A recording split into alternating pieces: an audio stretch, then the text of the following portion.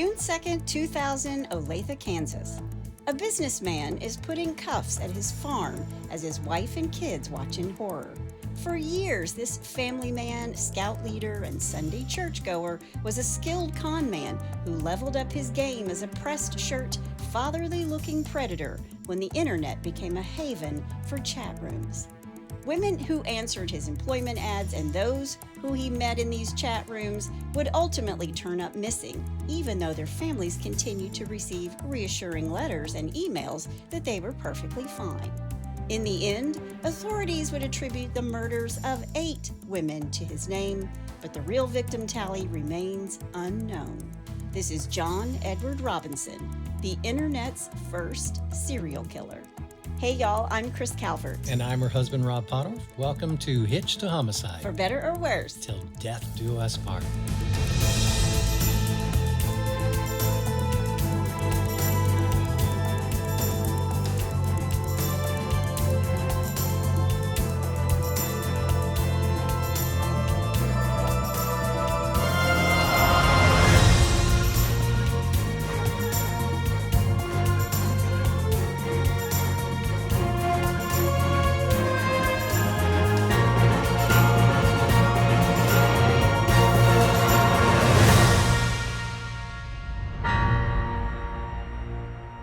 Welcome back, everybody. Yes, welcome.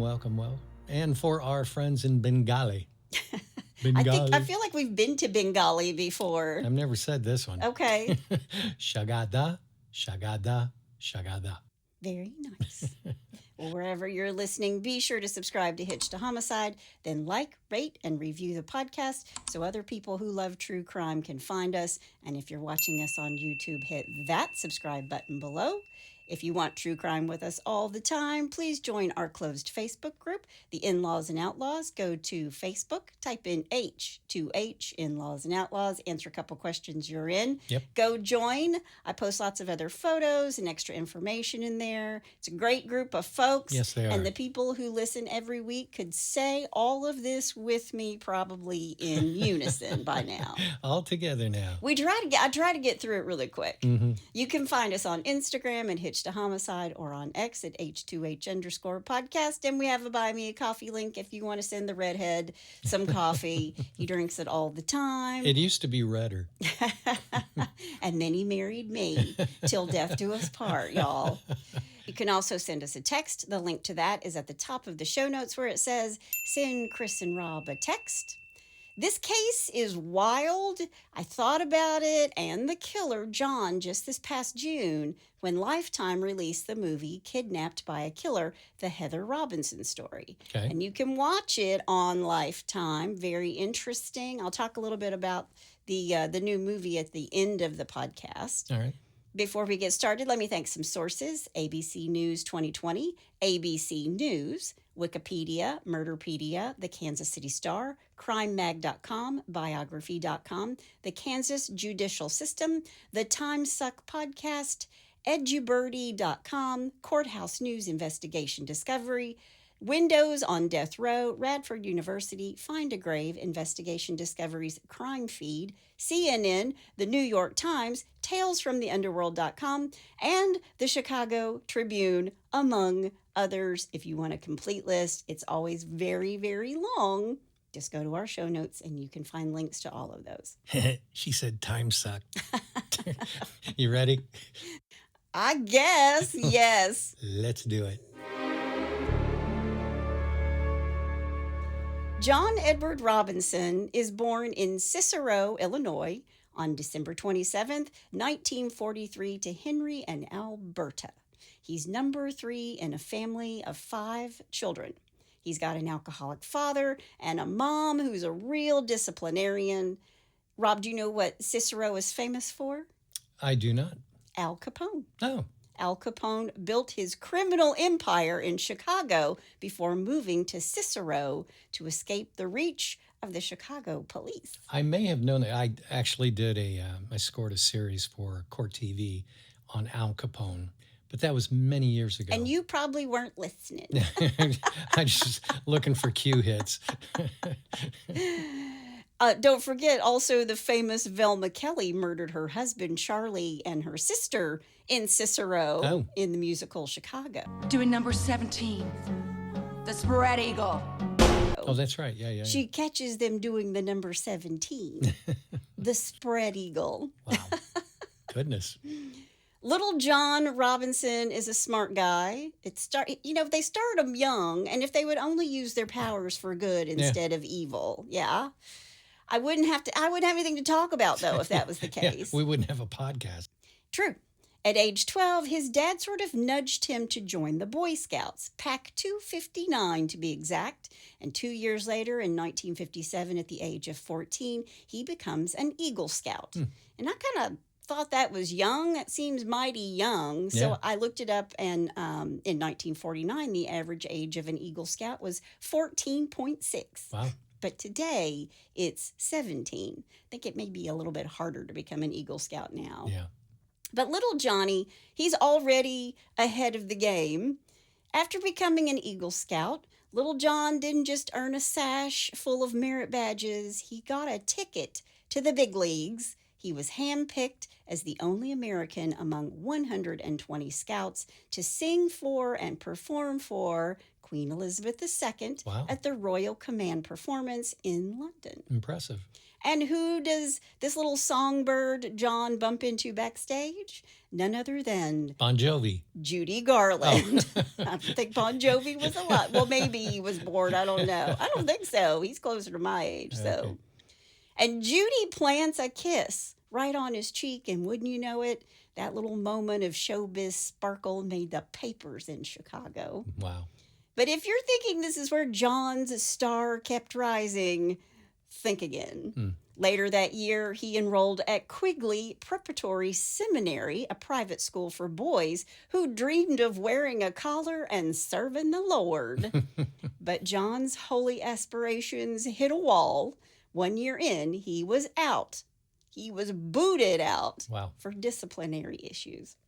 I guess you don't want a priest who has disciplinary issues. Yeah. So what's a boy to do after getting the kiss of Hollywood and the boot from God's waiting room? He pivoted to medicine, or close enough. Right. John enrolled at Morton Junior College in Cicero to study X-ray technology. He lasted 2 years before bailing out again. Did he get bailed or booted? No, he just bails this time. But a pattern is starting to form. Charm, sparkle, attention, then exit stage left. Right. In 1963, John met Nancy Jo Lynch in Oak Hill, Illinois. These two quickly developed a romance. In 1964, in Oak Hill, at the age of 21, he moved from Cicero to Kansas City, but not before putting a ring on Nancy Jo's finger. Have you ever been to Kansas City? I think I've driven through it. Buddies of mine, back in the 80s, we drove cross country. Yeah, that's still, I can't, does not hold any glamour for me whatsoever. Yeah, it was a grind, but it was still fun. It was some of my best friends, so who cared? Well, there's Kansas City, Kansas, and Kansas City, Missouri, right? Right. And Kansas City, Kansas, they're famous for all their fountains. I mean, Rome has the most fountains, like 2,000. But Kansas City has the most working fountains, around 200. It's very pretty. I went out there for a job interview right out of college. But she and John had their first child, John Jr., in 1965. And in 1967, they had a daughter, Kimberly. So they now have these 2 new children and a new zip code and a fresh start. But he's not going to get too comfortable. Despite the fact that John didn't finish school at Morton Junior College to get his license as an X-ray technician, in 1969 he took a job at Fountain Plaza X-ray Lab and the medical practice of Dr. Wallace Graham of Kansas City. Now, how did he get these jobs without the degree and certificate that he needed? Certificated. The certification he needed, I should say. He forged his credentials. Oh, wow. It's like Leonardo DiCaprio in Catch Me If You Can. Yeah. I've taken a night job at a hospital and met some really nice people. And while John worked for Dr. Graham, he embezzled $33,000 from the practice. Oops. He was draining the accounts for months. He's forging checks, and he's even pocketing payments from patients in cash. Wow. Today, that's close to $250,000. Man. Now, when John is caught, he's arrested and convicted for theft and sentenced to 3 years probation. That's it? Yeah, if I was the doctor, I'd have been mad. Yeah. I would have been so mad. I would have removed a kidney. I don't know that he was that kind of doctor, but okay. A year later, in 1970, John violates his probation by moving from Kansas City to Chicago without permission from his probation officer.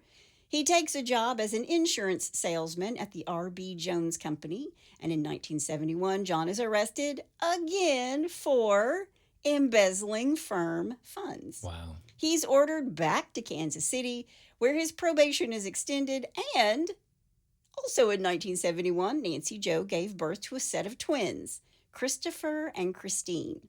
So Chris and Chris. Mm-hmm. That would be really confusing. By 1975, he's changed his MO, and now he's doing phony medical consulting through a company he formed, Professional Services Association, Inc. Okay, whatever. It's like Prestige Worldwide. And we're going to call it Prestige Worldwide. Sounds so cool. He's arrested on charges of securities and mail fraud for soliciting investments from unsuspecting victims and misrepresenting himself as a legitimate business consultant. A federal grand jury indicted him and his phony company and fined him $2,500, then placed him on 3 more years of probation. Now, while all of this is happening, John maintains this outward appearance of this great man. He's this community-minded citizen and family man, and he becomes a scoutmaster and a baseball coach. In fact, I read he coached all of his kids' teams in one sport or another.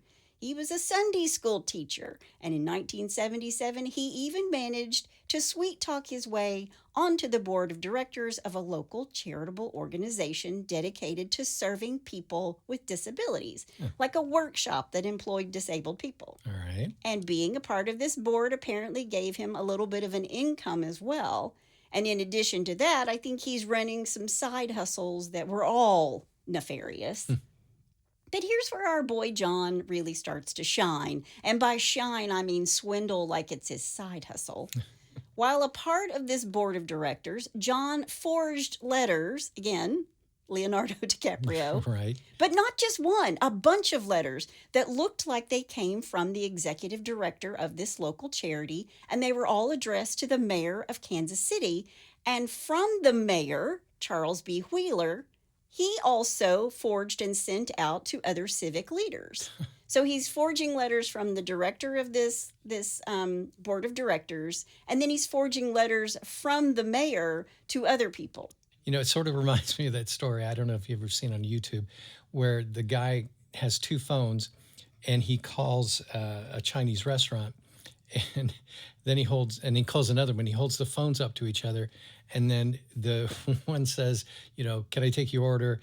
And the other one says, well, you called me. What do you want? And the other's like, no, I need to take your order. And they start arguing with each other. Yeah. It's great. Yeah. I don't know if that has anything to do with anything, but it just reminded me of that. I think it's really funny. Well, that's actually funny. What this guy is doing, what John's doing it's not funny at all. Yeah. But he's writing these letters from the leader of this organization and then from the mayor. Yeah. And these letters praised John. Of course they did, Yeah. because who better to sing John's praises than John? Than John. But it gets better. But wait. But wait, there's more. There's more. He used these fake love letters about himself to cook up an award, and not just any award. He made himself Man of the Year. Time Magazine's Man of the Year. That's right. He created the award, he nominated himself, voted himself in, and then, because his ego needed a stage, he threw a huge awards luncheon in his own honor. Yeah, you go big or go home. I mean, he needs an Oscar Yeah. for all of this, right? Yeah. And just so we're clear, all of this is happening while John is still on probation. Right. A sentence he finally finished in 1979, but this was all reputation laundering, but with a catered buffet. And he got a trophy for it on top of all of that. Gosh. As soon as his probation is over in early 1979, John took a job in March of 1979 at Guy's Foods as the employee relations manager. And Guy's Foods was primarily a potato chip company, but they were actually the first to introduce barbecued flavored chips. I'm all in favor. A hero of Rob's, apparently. Absolutely. And they also made cheese puffs, hero of mine, tortilla chips, pretzels, popcorn, and nuts. It was founded as Guy's Nut and Candy Company in 1938, and they are still around today. Huh. But John can't keep his sticky fingers out of the company till. And in 1980, John is arrested again Good Lord. on multiple charges of embezzlement and check forgery. Wow. He's a really good forger. Yeah. He's fired from his job at Guy's, and he's ordered to pay back $50,000. Didn't his reputation or his work follow him? You would think. Yeah, I mean, You would think. a company's going to hire you when you've been convicted a couple times for forgery and stealing. LinkedIn wasn't a thing. There was no internet yet, but we're getting there. Wow. We're getting there.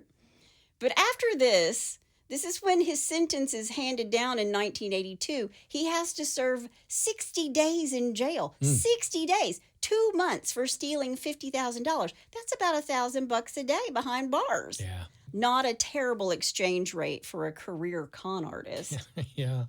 When he's released, John starts up a fraudulent hydroponic farm business called HydroGrow Inc. in Kansas City. He's trying really hard to maintain this image of a successful entrepreneur and community leader. He produces a 64-page promotional booklet and markets the business as a modern agricultural venture that was poised for, no pun intended, growth.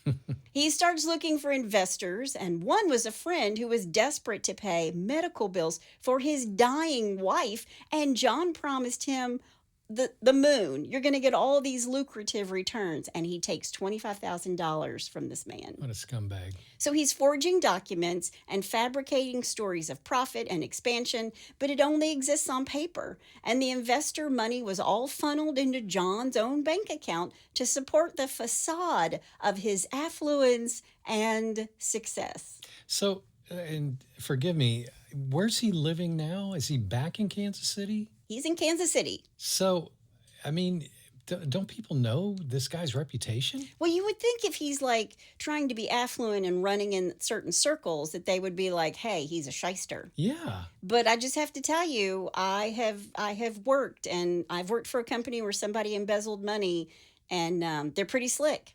And they embezzled out of this company that I worked for and had to serve some time in jail, and then got out and did it all over again and had to go to federal prison. Wow. So I think once they get started, they don't know how to stop, maybe. Yeah, it's kind of like a drug. Yeah. Wow. Now, it is important to note that from the late 1970s on, John was unfaithful to Nancy Jo, his wife. Oh, and really? You think? Yeah, she was apparently aware of John's many instances of infidelity. So he's cheating money from friends and cheating on his wife in the sack. In the summer of 1982, John founded Equus Plus, or Equus One, positioning it as a consulting company. Okay. He used its legitimacy as a front to swindle even more investors, where he promised high returns. He would also use it to recruit women, sometimes for employment and sometimes as part of his new scheme of abuse. You see, John must have been reading Dale Carnegie's How to Win Friends and Influence People. Yeah. And I'm being facetious.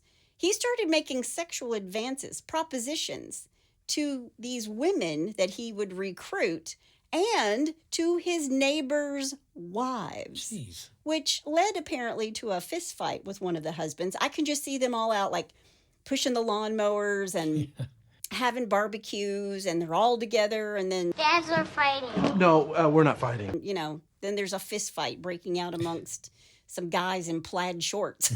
Right. Yeah. But he told some of the neighborhood guys that he had joined a secret sadomasochistic cult called the International Council of Masters. He said he'd become its slave master, and by being slave master, he was charged with the duty of luring victims to gatherings where they'd be tortured and raped by cult members. He's telling them this? Yeah, he's proud of himself. Good Lord. Yeah. The cult's purpose revolved around BDSM, bondage, discipline, sadism, and masochism. I can't even get BDSM right. And that's called foreshadow. Uh-oh. Yeah.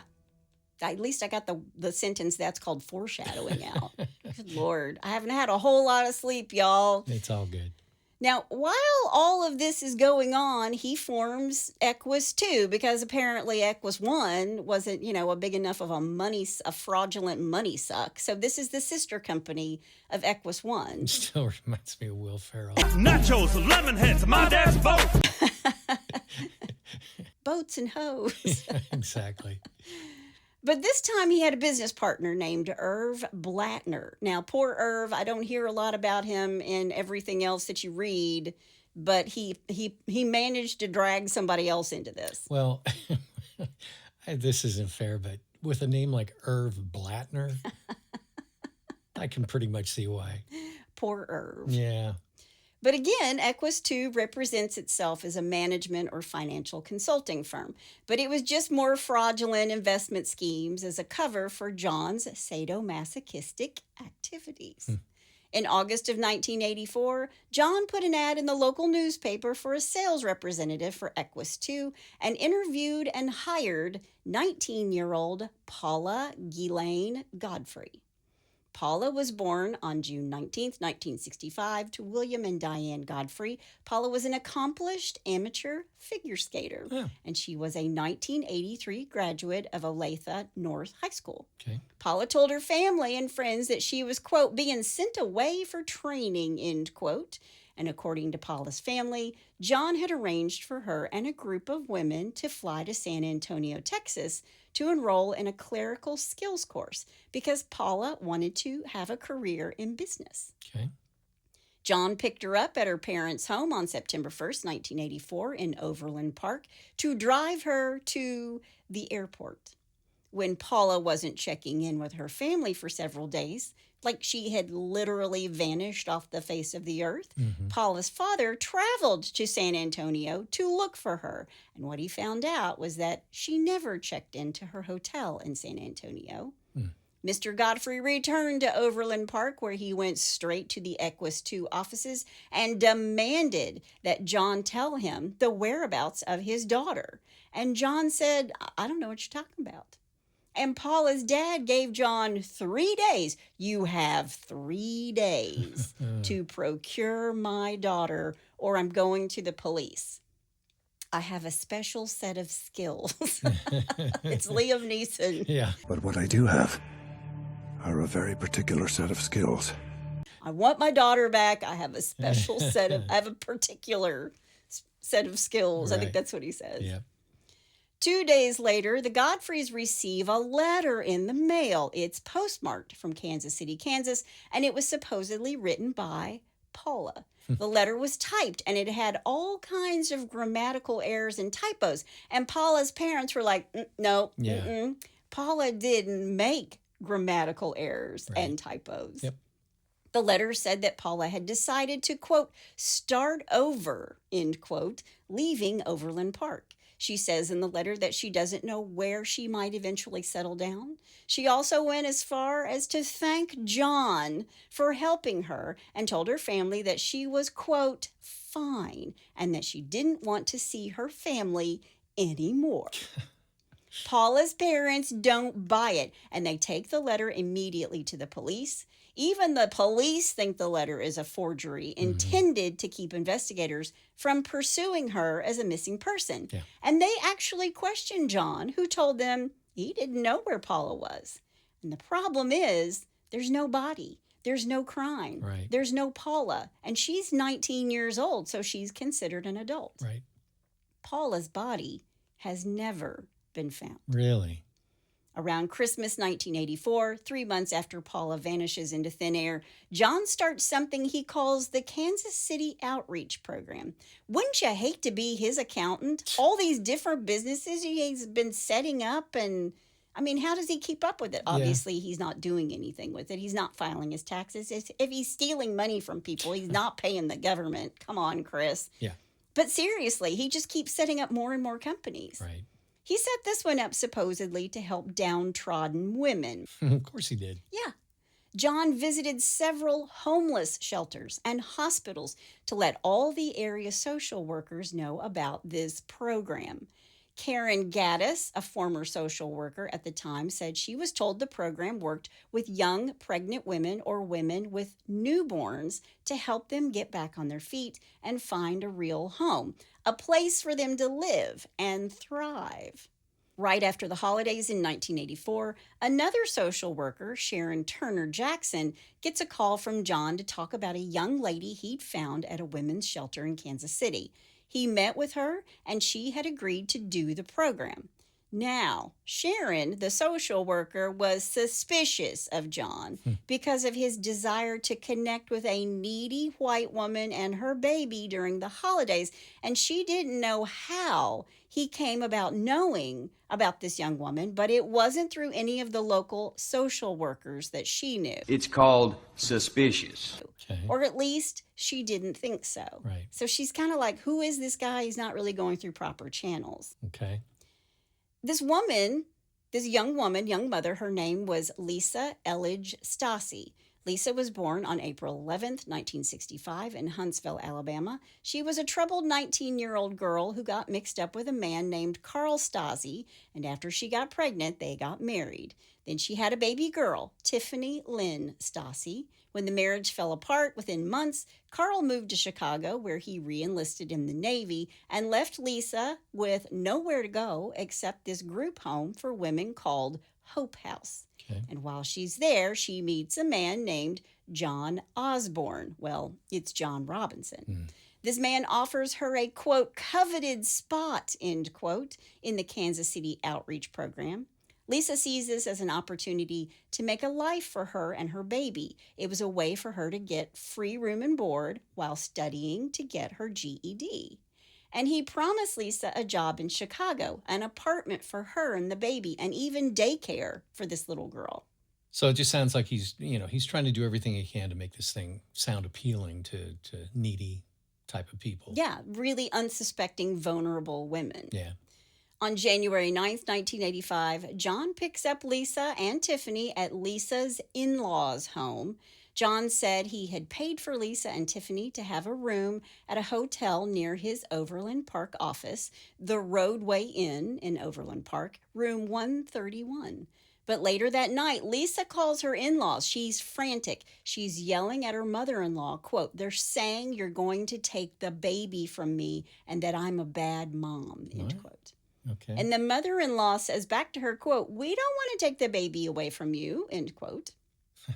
Then Lisa tells her that she's been made to sign 4 blank sheets of paper. And the mother-in-law says, don't sign anything. Don't sign anything. Yeah. Then Lisa says, quote, "They're coming now," end quote. And she hangs up. And that's the last thing anyone ever heard Lisa Stasi say. Wow.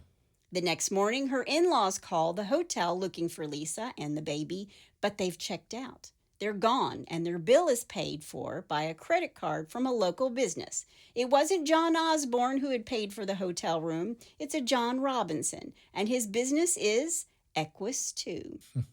Lisa's brother-in-law goes to check out the company. A young man in his 30s pushes the brother-in-law out the door of the business without any explanation or help with where Lisa could be. Then a strange phone call comes in. A priest, Father Martin, from a downtown Kansas City mission calls.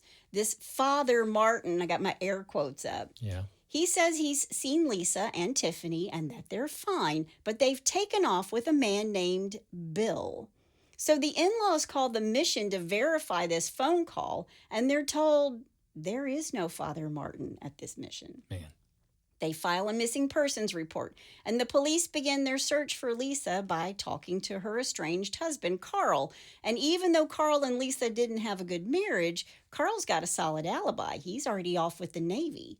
So police interview John Robinson, the man in charge of the outreach program, who says, yeah, Lisa was referred to me and I said I'd put her up in the outreach program, but she showed up with a young man named Bill, who she said was her new boyfriend. They were going to go off together and start a new life. She thanked him for his support, but she wanted to start at this new life with Bill. And Father Martin had also said in his message to the in-laws that Lisa had gone off with a guy named Bill. Yeah. At the same time, letters start appearing in the mail to the in-laws, a typed letter signed at the bottom by Lisa, thanking them for all that they had done, but that she was off to start her new life. There's no mention of Bill in this letter, but Kathy Stackpole of the women's shelter also received a letter thanking her, as did, believe it or not, John Robinson of the women's outreach program. Of course he did. So he can go to the police and say, I got a letter from her too. I don't know what's going on. Yeah. But according to Lisa's mom, Pat Sylvester, Lisa didn't know how to type. And her mother said the letter didn't, quote, sound like her, end quote. But again, there's no body, no crime, and Lisa is over 18, so the investigators have little to go on except that the case feels oddly familiar to Paula Godfrey. And the fact that there was no Father Martin. And there's no Father Martin and no Bill. Yeah.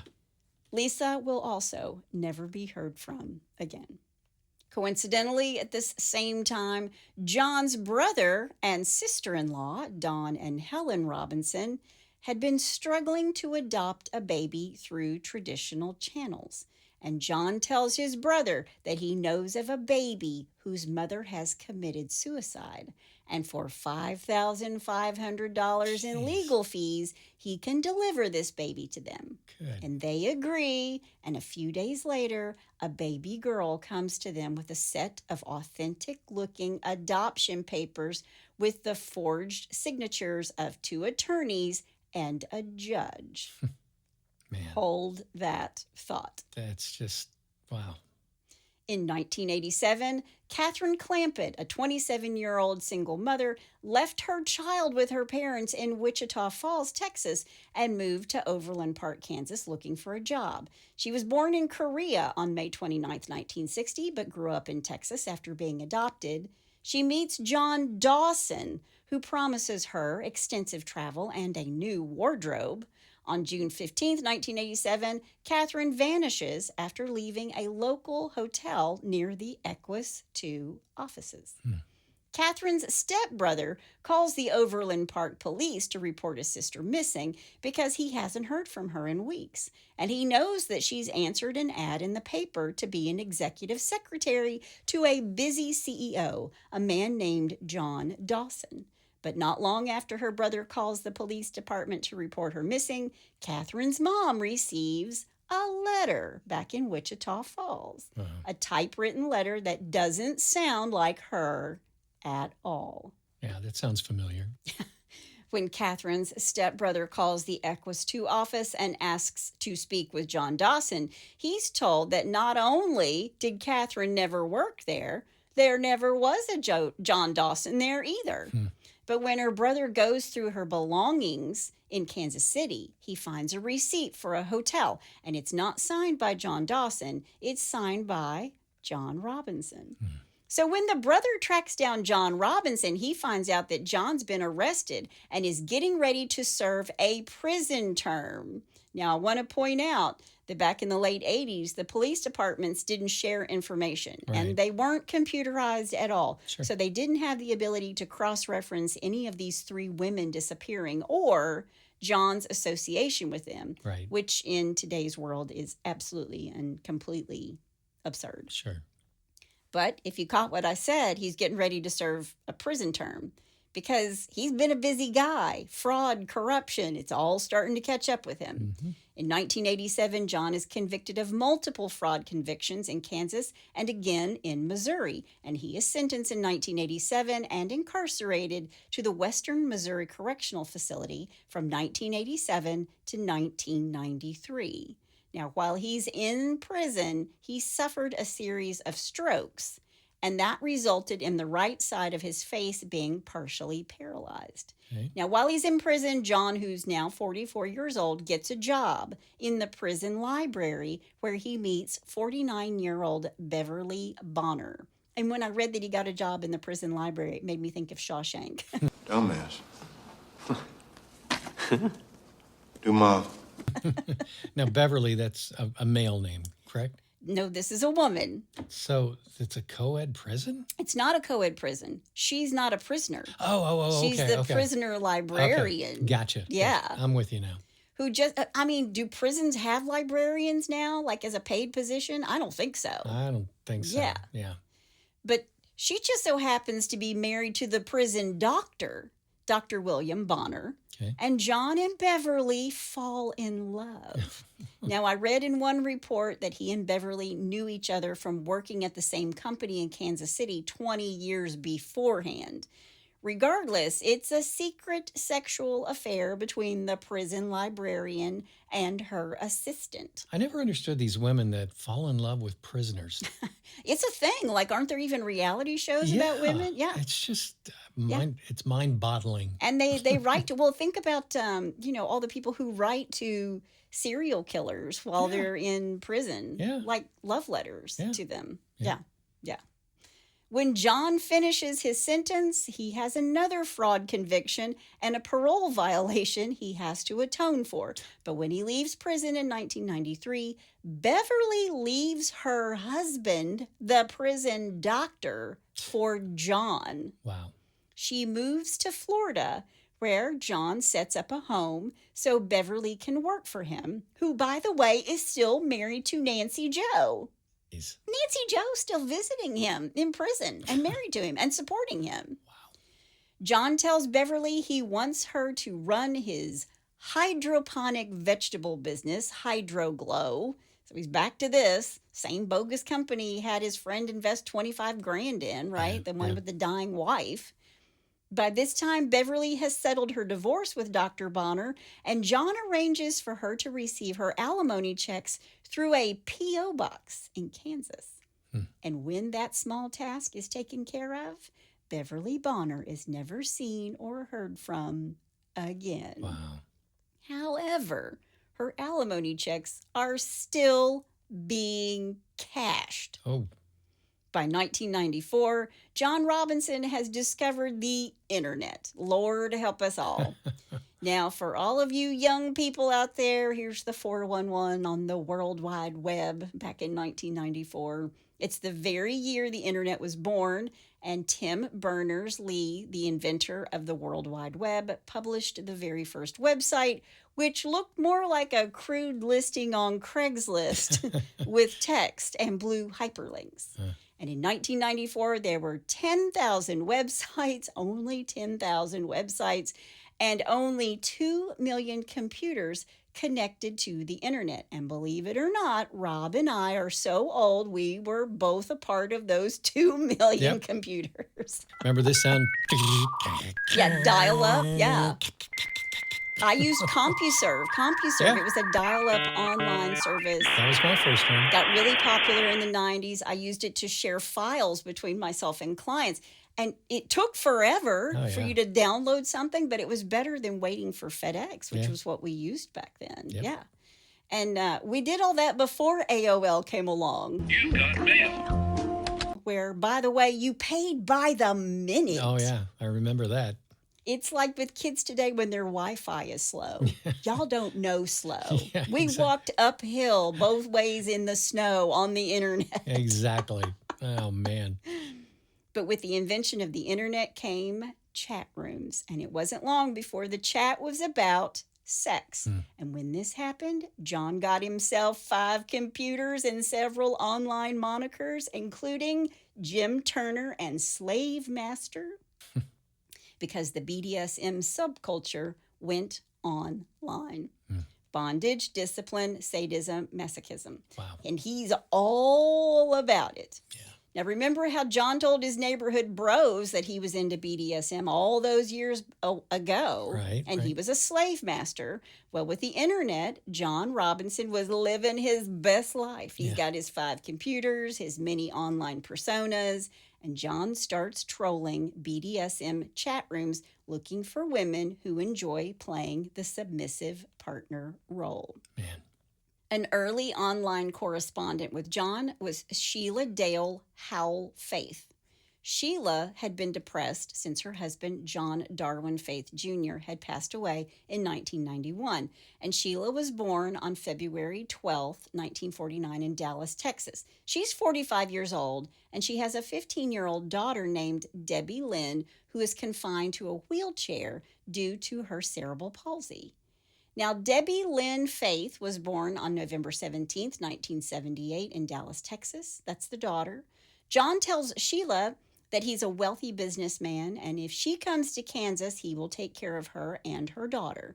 And he offered to pay Debbie's medical expenses and give Sheila a job because he's a rich philanthropist. In 1994, Sheila and her daughter Debbie moved from Fullerton, California to Kansas City, and once they arrive, they disappear quickly. But the pension and disability checks Sheila had arranged to now be delivered to Kansas City were cashed for the next 7 years. Ugh. Eventually, John becomes really well known in the more popular BDSM online chat rooms. He would meet these women in these chat rooms and tell them if they were with him, they would see the world, sail on his yacht, fly to Europe all the time. And it's in one of these rooms in 1997 that he meets Isabella Lewicka.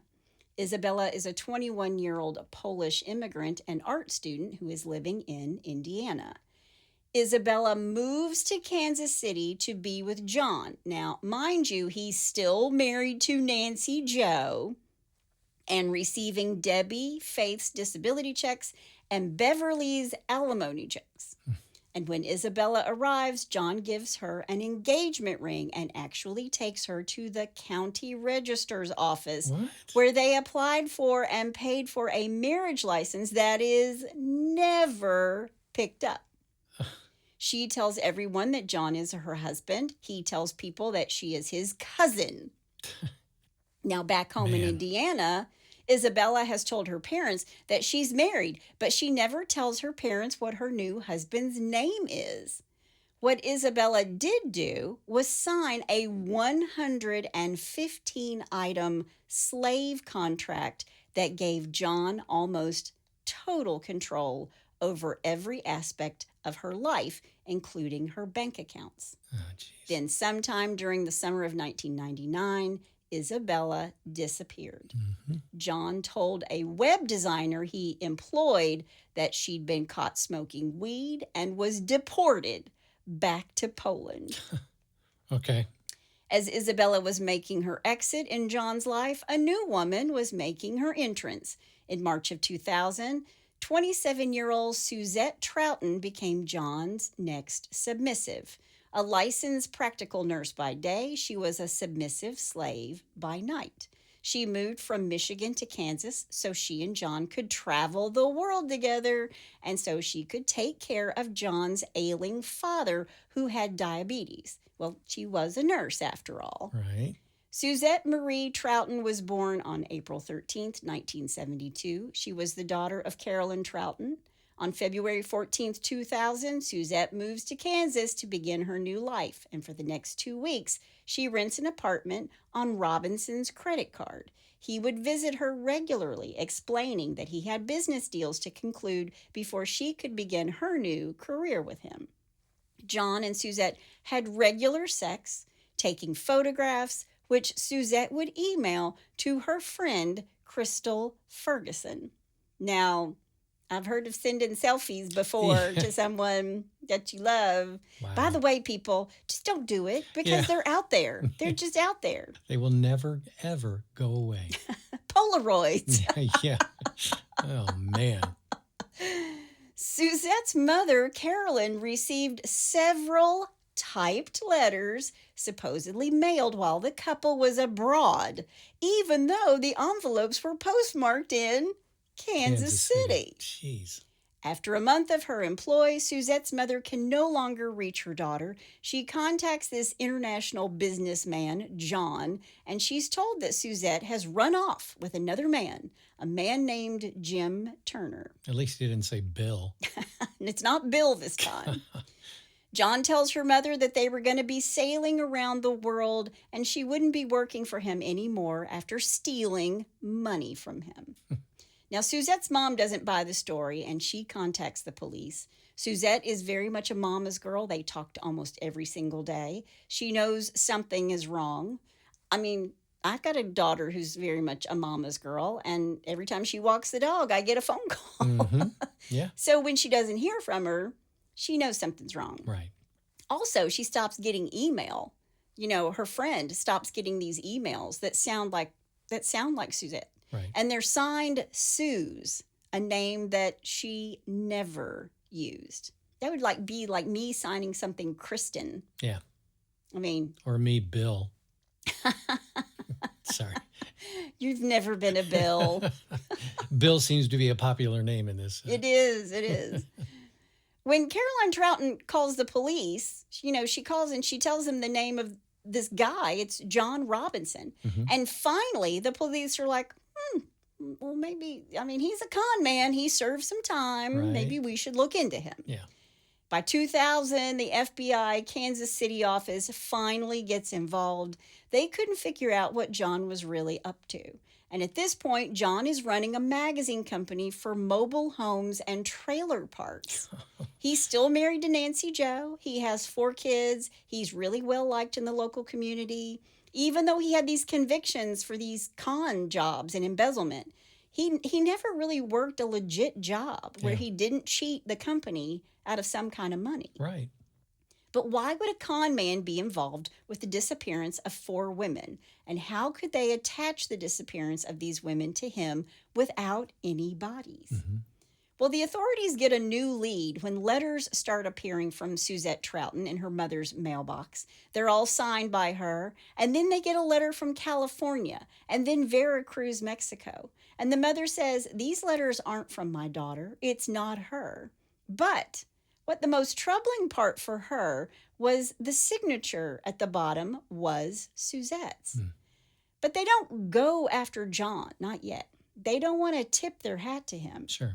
Instead, they start questioning Suzette's friends and family, and what they discover is that Suzette was into BDSM. That and her 2 beloved puppies, these Pekingese dogs, Pika and Harry. She didn't go anywhere without these dogs, and no one had seen these dogs. Oh. She was big into BDSM chat rooms, and since it's a practice conducted in secret, the FBI agents are all stumped. Yeah. Because this is all new, and it's all news to them. They're Sure. like, BDSM, what is that? Right. What are we doing here? What are we talking about? Right. According to Suzette's friends, she was a BDSM slave, and she often surfed the net looking for a master. She wanted to be owned sexually, and according to her friends, Suzette had recently found a new master online and was going to relocate to Kansas City to work for this guy, to be his slave, and to take care of his elderly father. But her friends feared that she was in over her head. Right. Now, while John has this checkered background, there's nothing to show he's involved in anything like murder. And in fact, the police and FBI looked at him like he's a con artist and nothing more. Steve Hames, a former district supervisor for the Missouri Board of Probation and Parole, who investigated John starting in 1985, said, quote, "He looks more like the Pillsbury Doughboy than he does the Chainsaw Massacre guy. He's very congenial. He smiles. He laughs. He tells stories. He slaps you on the back. He's got a good handshake," end quote. By all means, if he's got a good handshake. Yeah. He can't be a killer. Right. Authorities thought he's just a con man, not a murderer, but he's still attached to these disappearances, so they needed to be checked out. And they discover his whole, quote, working with charities to help unwed mothers routine. And it seemed hinky to the police and the FBI. Well, you think? Yeah, exactly. Nice deduction. Yeah. What they're thinking is that maybe he wanted these unwed and downtrodden women for his BDSM habit. So local police and FBI start to dig. All the retired detectives and FBI agents that were around during the 80s and 90s, including his probation officer, they all get together to talk about him. Right. And meanwhile, Caroline Troughton, Suzette's mom, is not giving up. She tells the police to find her daughter's beloved Pekingese dogs. Find Pika and Harry, and you will find her. Because she says she would not go anywhere without her dogs. Okay. And what police discovered was that 2 dogs had been found abandoned at a trailer park on March 1st, 2000, the same day Suzette disappeared. Animal control was called to pick up the dogs, and a detective visited a family who had adopted one of them to see if it belonged to Suzette. And when the officer called Pika by name, the dog's ears pricked up and his tail wagged, and the dog ran to the detective. Oh, man. Now, because of all this unwed mother business, the FBI thinks maybe he's selling babies. And that's when they realized that Tiffany Stasi would be 15 years old right now. Remember, they know this one woman disappeared and she had a baby with her. Right. So the FBI reaches out to all their informants that are out in the underbelly of Kansas City. And a guy in a topless bar admitted that he was being paid to be on the lookout for women who fit what John wanted. He would bird dog women for him. Another posed for pictures with him. And then John tried to recruit her, telling her she could make $2,000 to $3,000 a weekend flying around with him while he worked his high-powered businessman job. Yeah. Wow. So then they're thinking maybe John is selling these women into prostitution across state lines or even international lines. Right. Because they've got all this circumstantial evidence, but they have nothing concrete. So they have no choice but just to start watching John 24/7. They set up surveillance on him like nobody's business. They watch his every move, including his trips to a 16-acre property he owns in Lynn County, Kansas. Within weeks, they learn he's living a dual life. At home, he's a family man with 4 kids. During the day, he's in the inner city hanging out with nefarious characters. The FBI follows him to homes and motels all day until 5 p.m. when his wife gets home. And that's when John becomes the Pillsbury Doughboy. the family man, yeah. John Robinson, he thinks he's smarter than everybody else, but the authorities have wiretaps and search warrants, and they're listening to him, and they're coming for all of his email accounts. And the FBI actually contacted 2 women in Canada who were in contact with John in one of these chat rooms. And these women start sharing the emails that he was sending to them with the FBI. Wow. And what they discover is that he's into BDSM chat rooms and he's looking for sex slaves. They discover that he calls himself a master in his emails on the web. He's really consistent in how he works. He finds people online who want a master, then he entices them further by offering them a job with him because he's wealthy and willing to help them see the world on his jets and yachts. And it's 50 Shades of Grey. Yeah. In 1990 and 2000. Yeah. He promises them everything, the moon, enough for women to pack up and be with him. And the FBI is shocked to learn that women will just leave everything to become John's slave, the Pillsbury Doughboy. Yeah. They set up stakeouts at motels where John has his meetings. I've got my air quotes up again. Sure. And the FBI sits in the hotel room next to where John is entertaining a slave, a sex slave. And law enforcement could tell somebody was getting hurt. They can hear what's going on, but they didn't know if it was consensual or not. Right. Then Suzette's mother agrees to call John and have her conversation taped, hoping he would say something incriminating. And here's how that call went. Okay. John says, "Oh, hun, don't worry. You know, I wouldn't get nervous." And her mother says, "I'm nervous. Susie always calls me. So, oh, well, from what I understand, they're on a boat somewhere and she couldn't, kind of hard to call." And Carolyn says, I'm really getting very nervous about this. I don't know if I should maybe call the police or something. And John says, why? And Carolyn says, well, because I haven't heard from her. And that's not, and then John says, honey, she's a big girl. Wow. Later on in the phone call, Carolyn Troughton asked John whether she should notify someone about her daughter's appearance. Hun, I wouldn't. I really wouldn't. I wouldn't worry about it too much. I'm sure that when they hit the next place, they'll send us a card or call us or email us or something. Us. Yeah. Whatever. Then the police get a break in the case. A woman, one of John's slaves, Brenda, she comes forward telling the police that she had come to town to work for a man named James Turner. She was broke and down on her luck, but when she meets this James Turner at a local motel, he hits her when they've had an argument, and she goes to the front desk and asks, who rented this room? And they tell her his name is John Robinson. Now, she knows he's lying to her because he's given her another name. Sure. She files a complaint with the police accusing John Robinson of sexual battery. Days later, another woman comes forward with a similar complaint, sexual battery and robbery against John. She claimed he stole $500 worth of sex toys from her. Good Lord. With how many sex toys does she have? How many suitcases full of that? With 2 accusations and their search warrants, they're ready to make an arrest.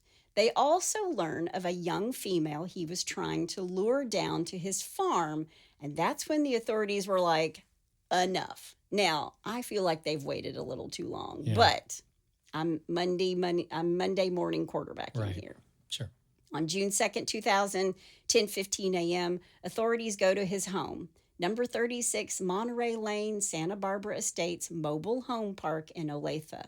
He answers the door, and he's very calm. He's polite. He invites them in. They tell him he's under arrest and that they've been watching him for a long time. And they don't waste any time before they ask John about Lisa Stasi, Tiffany Stasi, Caroline Godfrey, Catherine Clampett, and Suzette Trout. So they're just dropping all these names. Sure. And John turns pale, and he starts to hyperventilate. When they walk him out of the house in cuffs, he regains his composure and says, quote, y'all are really making a big production out of this, aren't you? End quote. Man. Armed with warrants, the FBI confiscates his computers. They also go after some storage units and the family farm in Lynn County. And the storage locker in Olathe was a gold mine. It was filled with IDs and birth certificates and driver's licenses of all these young women. Things you don't give up unless you're gone. Yeah. But they still don't have any bodies. So they go to the Lynn County farm where they take with them cadaver dogs. Sergeant Roth of the Kansas City Police Department was one of the investigators who went to John's farm with the dogs, and immediately the dogs get a hit around some trash outside of the trailer on the farm property. And by the trash, there were barrels, 88-gallon hazmat barrels. As Sergeant Roth rolled one of the barrels out, it fell over, and a thin line of blood came out of the barrel. Inside, they found a naked, blindfolded, decomposing body lying face down in a fetal position. They believe it's Suzette Troughton. The second barrel, they found the body of Isabella Lewicka. She doesn't match anybody the police are looking for. So at the time, they don't know it's her. Right. They load these barrels into a truck so they could send them off for autopsies.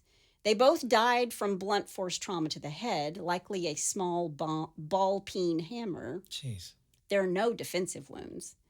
But then June 5th, the task force goes to John's Missouri storage locker. There they found 3 more barrels marked, quote, rendered pork fat, end quote. Kitty litter had been put down everywhere to mask the smell.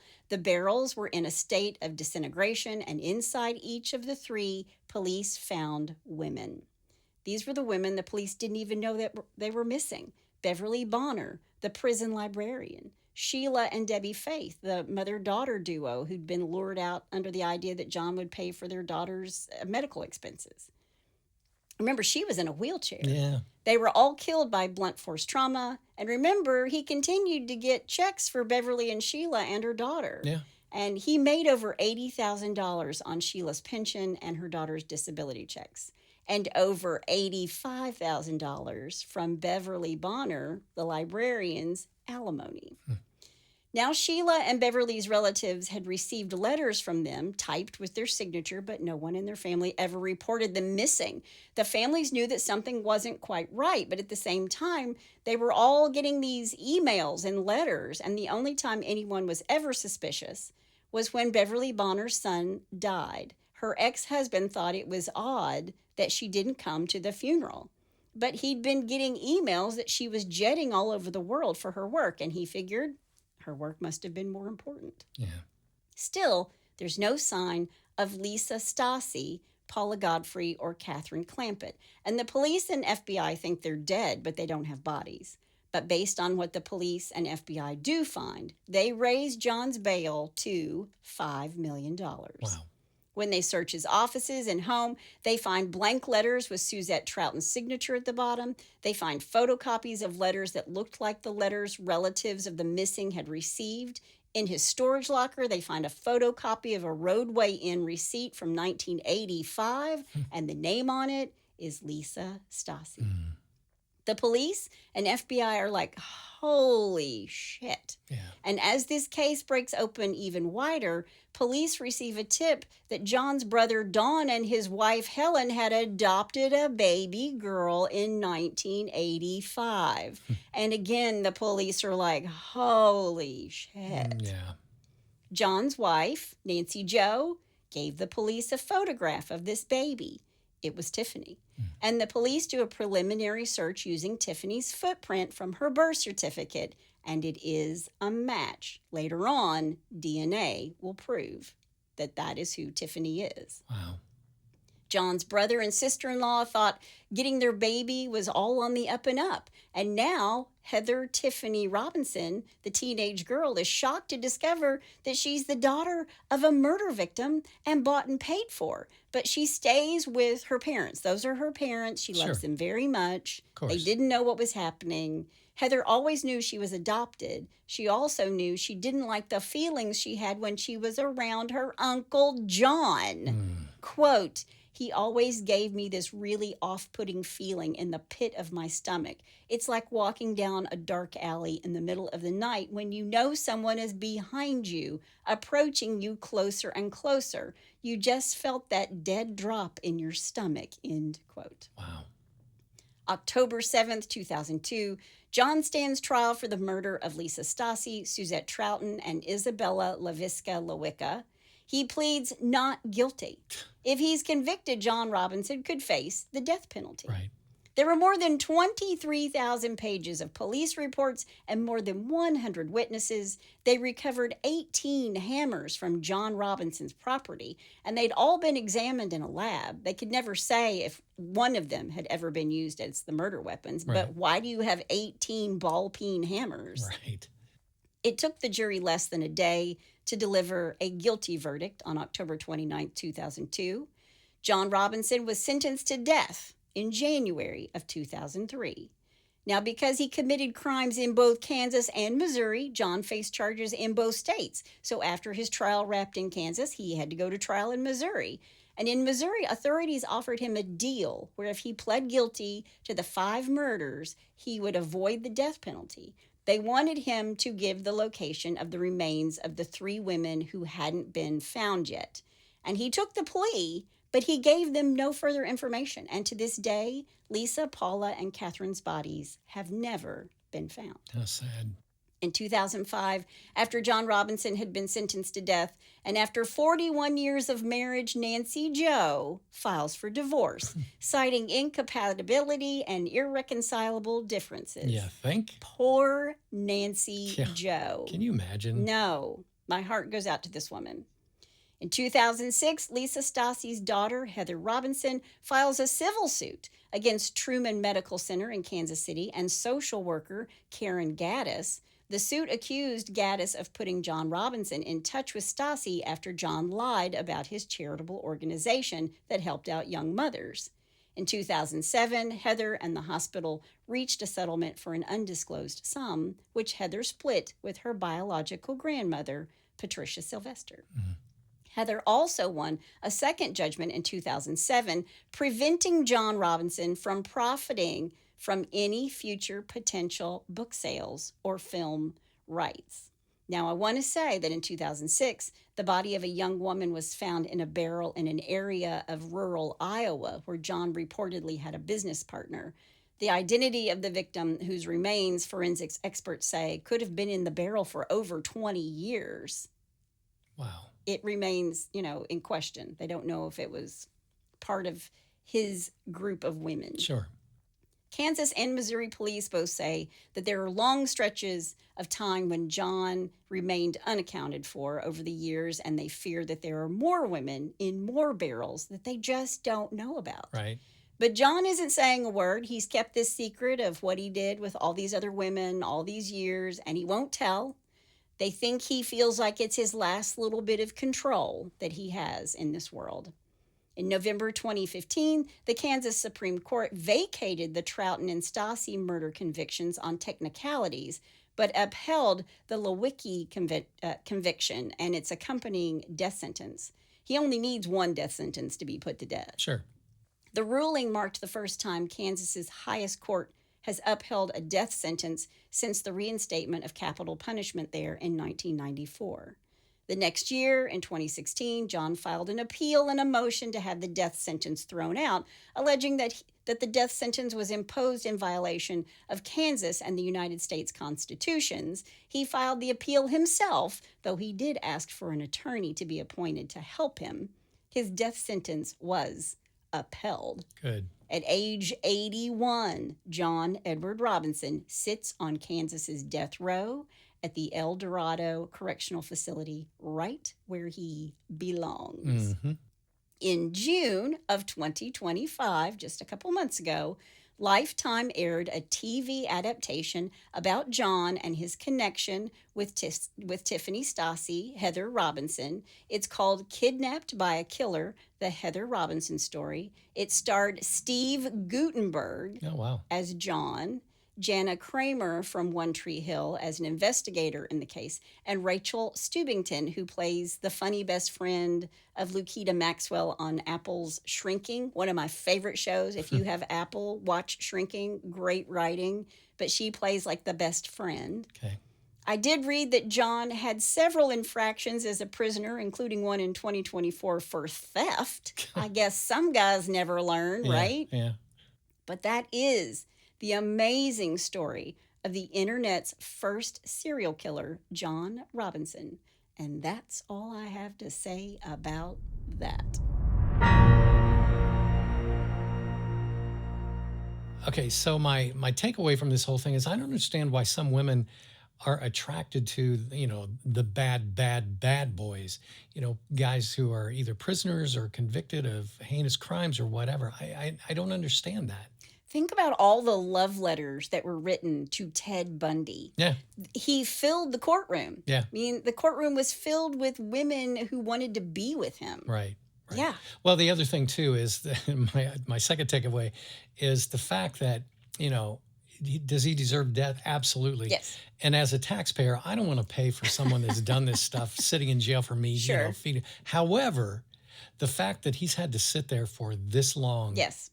With no freedom and just have to deal with it, that gives you a little bit of satisfaction. A little bit of comfort. Yeah. Yeah, I don't know that there's any comfort for any. I mean, I get what you're saying. It's more torture for him to have to be there than to be dead. But well, if he's going to be dead, he's going to be going straight to hell. He's going straight to hell. I don't know which is worse. Yeah, my heart goes out to all these families. Yeah. I mean, because he really was a con man, and then he was a con man who turned deadly because he had these fetishes of being a slave master and stuff, and then when he was done with them, he'd just pack them up in a barrel like they were trash. Sad. Yeah.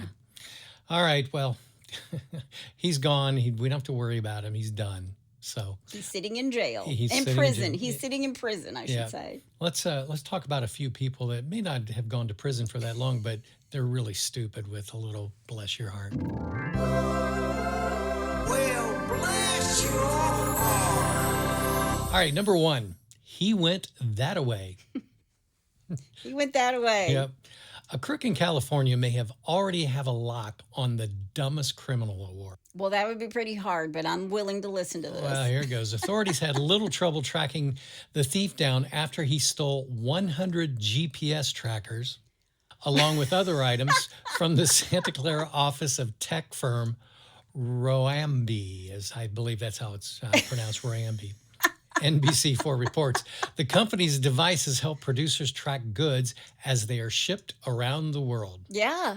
Yeah, the moment we realized they had a box of trackers, we went into recovery mode, says company co-founder, let me make sure I say this correctly, Vidya Subramania. I mean, I can see where this is really a smart thing. You Yeah. can see where things Yeah. are going when they get stolen. Yeah. He said, we notified the police and equipped them to track the devices, and in about 5 or 6 hours, it was done. And so was the crook. Moral of the story? Don't steal GPS. Yes, exactly. All right, number 2, fill her up. Fill her up. A Round Rock police officer and his canine made an unexpected discovery during a traffic stop last weekend. Okay. Police say the bust happened along the Interstate 35. Round Rock police say the officer was conducting a routine traffic stop for a tailgating when they got conflicting stories from people in the car. A search by the canine revealed the drugs were hidden in the gas tank that was modified. The drugs weighed in at, get this, 71 pounds with a street value of, wait for it, and I'm doing my best, Dr. Evil, $2 million. $2 million. That's a lot of drugs. Good boy. Yep. Good boy. Nathan Leon Fields, 36, of Alabama, was arrested and charged with manufacture or delivery of a controlled substance. He's done. I like how you said Alabama. Alabama. It's Alabama. All right, number 3, and finally. Finally. A call for help. Okay. An idiot criminal, aren't they all, walked into this cell phone store in Texas with the intent to rob the place. The employee realizes very quickly what's going on and gets herself and the customers out of the building, then locks the doors behind her. He makes multiple attempts to escape from the store that he has just robbed, including shooting the lock, throwing his body into the door, and even resorting to begging with passerbys. Oh, that's too good. I hope this is all on film. The panic sets in as he realizes that he is trapped and has nothing left to do but await the arrival of the police. Bless his heart. Bless his heart. Oh, silly, stupid. Aw. Those were, all 3 of them. Not too smart. But I do want to say to the drug dog, good boy. Yeah, exactly. Good boy. You got a treat for that. Sit, Ubu. Well, if you have a bless your heart or you know somebody's heart who needs blessing, all you got to do is go to hitchtahomicide.com. When you get there, there's a pull-down menu, and while you're there, you can also suggest a case or tell us about your brush with true crime. Scotty would have just been like, is there a chicken nugget somewhere in the seat? He'd have been sniffing around the floor. Looking for a crumb. For sure. That's my amazing husband out there. That's my beautiful bride in the booth. Join us next time on Hitch to Homicide. Bye, y'all.